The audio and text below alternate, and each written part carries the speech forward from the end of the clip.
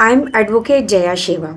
आज का हमारा टॉपिक है grounds on which we can challenge a will. तो विल क्या होती है? विल एक लीगल डॉक्यूमेंट होती है जिसमें कि कोई भी पर्सन अपनी सेल्फ एक्वायर्ड प्रॉपर्टी को डिस्ट्रीब्यूट करने के लिए इंस्ट्रक्शंस दे सकता है उसकी डेथ के बाद। फॉर एन इंस्टेंस मैं मेरे पास एक मूवेबल और इमूवेबल प्रॉपर्टीज़ हैं और मैं चाहती हूँ कि उनका डिस्ट्रीब्यूशन मेरे जाने के बाद, मेरी डेथ के बाद मेरे हिसाब से किया जाए, तो मैं एक विल बना सकती हूँ। विल में मोस्ट इम्पॉर्टेंट है कि भाई मेरी प्रॉपर्टीज़ का डिस्क्रिप्शन होना चाहिए, कौन से लीगल हायर को कितना जाए, और अगर हम किसी को बेदखल कर रहे हैं तो क्यों कर रहे हैं किसी भी प्रॉपर्टी के इनहेरिटेंस से। और विल के ऊपर एक डेट होनी चाहिए, दो विटनेसेस के साइन, दो विटनेस को जो होती है विल अटेस्ट करनी चाहिए, और दो विटनेसेस के साइन भी होने चाहिए, और जो विल बना रहा है टेस्टेटर उसके साइन होने भी ज़रूरी है। तो चलिए आगे बढ़ते हैं कि हम समझ लें। इससे पहले कि हम लोग ये सोचें कि हम विल को चैलेंज करेंगे, तो ये बात ध्यान में ज़रूर रखिए कि ये छोटी लड़ाई नहीं है, ये काफ़ी लंबी लड़ाई है। आपको तो पता ही है कि लीगल केसेस काफ़ी लंबे लंबे चलते हैं, तो आप अपने माइंडसेट बना के रखिए कि आपका बहुत पैसा, टाइम और एनर्जी लगने वाला है, और आपके पास स्ट्रॉन्ग एविडेंसेस होनी चाहिए, स्ट्रॉन्ग रीजंस होने चाहिए विल को चैलेंज करने के लिए। तो मैं आपको बताती हूँ कि विल को चैलेंज करने के क्या क्या रीजन हो सकते हैं। जैसे कि फॉर एन इंस्टेंस, अगर कोई विल रजिस्टर्ड भी हो गई है, ठीक है, लेकिन उसके बाद एक और नई विल बन गई, उसके बाद एक और विल बना दी टेस्टेटर ने, तो आप जो जो विल, जो पुरानी विल है उसको आप चैलेंज कर सकते हैं। और आपके पास अगर नई विल है तो आप नई विल दिखा के पुरानी विल को चैलेंज कर सकते हैं, ठीक है। और अगर आप ये भी बोल सकते हैं कि जो टेस्टेटर है उसकी कोई इच्छा नहीं थी विल बनाने की, ना सोर्सेज थे, तो आप उसके बेस पे भी विल को चैलेंज कर सकते हैं, बट ये प्रूव करना थोड़ा मुश्किल हो जाता है। कई बार ऐसा होता है जो टेस्टेटर होता है वो काफ़ी सालों से बेड रिडन होता है, या मेंटली इनकेपेबल होता है, या उसका वो कोई किसी सब्सटेंस में आपको लगता है कि इन्फ्लुएंस हुआ होगा जब उसने विल बनाई होगी, ठीक है। तो आप इस बेसिस पे भी जो विल होती है जो प्रेजेंट की गई है उसको आप चैलेंज कर सकते हैं। कई बार ऐसा होता है कि जो बंदा विल प्रेजेंट कर रहा है उसका एक्टिव इन्वॉल्वमेंट है, और आपको ये जेन्युइनली पता है कि वो जो बंदा है उसके अनड्यू इन्फ्लुएंस के कारण ही जो विल है वो बनाई गई है जिस हिसाब से विल बनी है, तो आप तब भी उसको चैलेंज कर सकते हैं।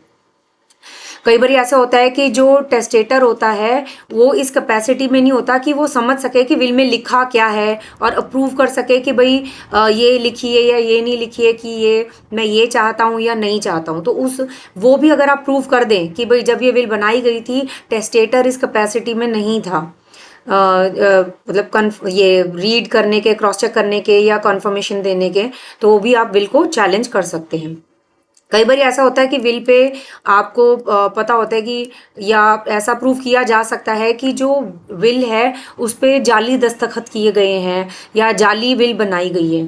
तो अगर आपके पास स्ट्रॉन्ग एविडेंस है कि ये विल जेन्युइन नहीं है तो आप सर्टनली इसको जाके चैलेंज कीजिए, ठीक है। कई बार ऐसा होता है कि जैसे फैमिली मेंबर्स हैं और उनकी काफ़ी अच्छी टर्म्स है टेस्टेटर के साथ, और फिर भी उनको उनका जो वो डिज़र्व करते थे वो हिस्सा नहीं मिला, तो उसके बेसिस पे भी वो चैलेंज कर सकते हैं कि इट्स वेरी सस्पिशियस कि उन्होंने हमारे लिए कुछ भी नहीं रखा और कोई रीज़न भी नहीं दिया कि उन्होंने हमारे लिए कोई हिस्सा या जेन्युइन हिस्सा जो हम डिज़र्व करते थे वो हमें नहीं दिया गया है।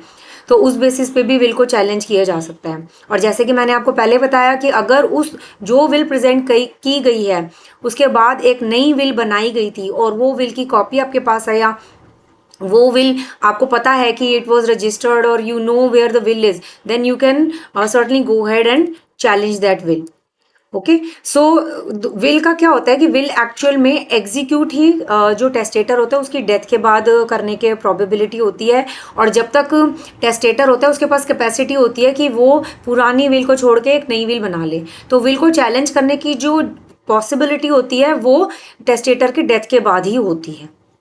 तो टेस्ट जैसे आप अगर विल को वो करना चाहते हैं, चैलेंज करना चाहते हैं, तो आप कैसे करेंगे? आपको एक लीगल सूट फाइल करना पड़ेगा और आपको ये अपनी सारी जो भी है जो आप प्लेंट देंगे उसमें आपको सारा इंफॉर्मेशन वगैरह भरनी पड़ेगी कि क्या रीज़न है, और आप कि why you think that the will which was shown to you और which you were informed about is not a genuine will.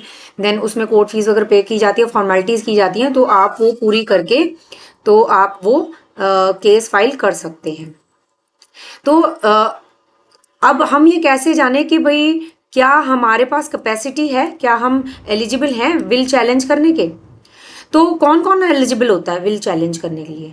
Will challenge करने के लिए एक तो हमारा लीगल हायर होना ज़रूरी है या बेनिफिशियरी होना ज़रूरी है कि भाई हम रिलीजियस इंस्टीट्यूशन हैं जिनके साथ वो जुड़े हुए थे, या कोई हम कोई ऐसे चैरिटेबल सोसाइटी हैं या इंस्टीट्यूशंस हैं जिनके साथ वो जुड़े हुए थे और जेन्युइनली उन्होंने प्रॉमिस किया था या ऐसी पॉसिबिलिटी थी कि they could have given some movable और movable property to us while they were there.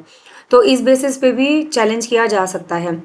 Miners जो होते हैं उनकी कैपेसिटी नहीं होती विल को चैलेंज करने की, बट अगर उनके गार्जियंस को ये श्योरिटी है कि अगर विल चैलेंज नहीं की गई तो उनके राइट्स हैम्पर हो सकते हैं, और वो ज़रूरी है उनकी जो विल है उसको चैलेंज किया जाना उनके राइट्स को सेव करने के लिए, तो माइनर्स के बिहाफ पे उनके पेरेंट्स या गार्जियंस जो विल है उसको चैलेंज कर सकते हैं। तो आई होप ये वीडियो आपको हेल्पफुल लगा होगा। इन केस अगर आपको कुछ भी क्वेश्चंस हैं तो आप कमेंट सेक्शन में मेरे से पूछ सकते हैं। अगर आपको लगता है कि ये वीडियो किसी के लिए हेल्पफुल हो सकता है तो प्लीज़ आप ये वीडियो उनके साथ ज़रूर शेयर कीजिए। अगर आपको मेरे वीडियोज़ अच्छे लगते हैं तो प्लीज़ उनको लाइक कीजिए और मेरे चैनल को सब्सक्राइब कीजिए अगर आपको और भी ऐसे वीडियोज़ देखने हैं तो। Thank you so much for your time. Stay healthy, stay safe.